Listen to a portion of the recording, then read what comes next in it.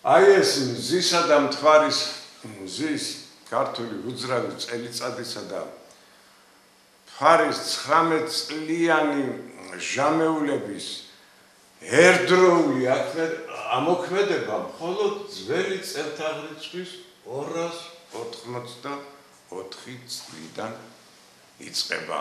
აი ამიტომ მოხდა რომ 540 წელს შემოღებული ქურუმთა ქართული კალენდარი და ქურუმთა ქართული წელთაღრიცხვა ესე ფარნავაზ მეფის ეროვნულ ქართულ წელთაღრიცხვად იქცა, როდესაც ერთდროულად ამოქმედდა მზის 4 წლიანი, 28 წლიანი და 128 წლიანი ჟამეულები და მთვარის 19 წლიანი ჟამეული, ეგრეთ წოდებული 284 წლიდან იწყება მზის 28 წლიანი ჟამისა და მთვარის 19 წლიანი ჟამის მოქმედება და ჩვენ 204 ძველი წელთაღრიცხვის 280 წლიდან ფარნავაზ მეფის დროიდან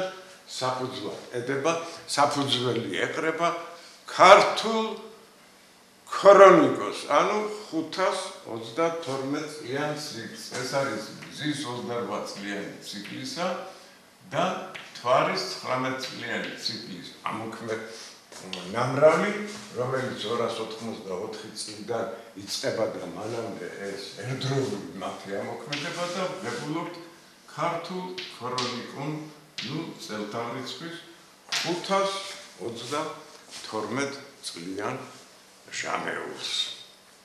ამ თვალსაზრისით ქრონიკონის შემოღება, ესე იგი 532 წლიანი შემოღება კაცობრიობის წარსულმა უფრო არ იცის ეს, მხოლოდ საქართველოში განხორციელდა და შემდეგ, ესე იგი, უფრო მოგვიანებით 500 წლის შემდეგ და მეტი წლის შემდეგ, ესე იგი, რომში და საბერძნეთში ამდენად ქართველები ის პირველი ხალხია, რომელმაც საფუძველი ჩაუყარა ამ მეტად მნიშვნელოვან 532 წლიან ჟამეულს, რომელიც დღესაც მოქმედებს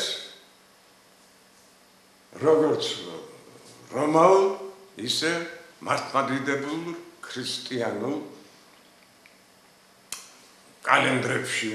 ამდენად ეს ფრიალაკი, თქვათ, ქრისტიანული დღესასწაულები იანგარიშება ან მზის უძრავი წელიწადის მეშვეობით, ან მთვარის მოძრავი წელიწადის საშუალებით.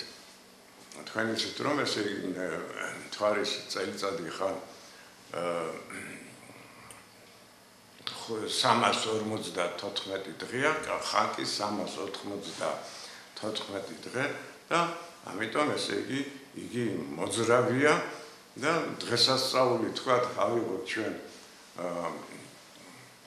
ქრისტიანული დღესასწაულები ქრისტეს აღდგომისას სხვადასხვა დროს ხდება, რაგი ესე იგი სავსე გაზაფხულის პირველი სავსე მთვარეობის შემდეგ უახლოეს პირად დღეს არის ქრისტეს აღდგომა. ეს კი მთვარის კალენდრით სხვადასხვა დროს მოდის.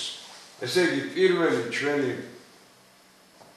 წელთაღრიცხვა არის ქურუმთა ქართული წელთაღრიცხვა, ხოლო მეორე ჩვენი წელთაღრიცხვა არის ფარნავაზ მეფის წელთაღრიცხვა, როდესაც საფუძველი დაედო 532 წლიან ციკლს.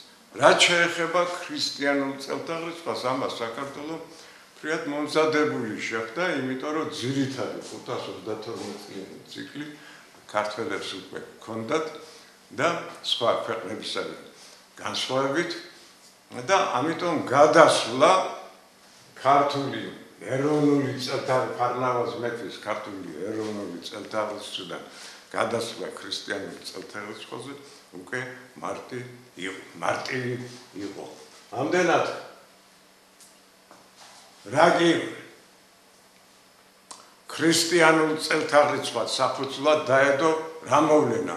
ქრისტეს შობა ან ქრისტეს ჯვარცმა. ამდენად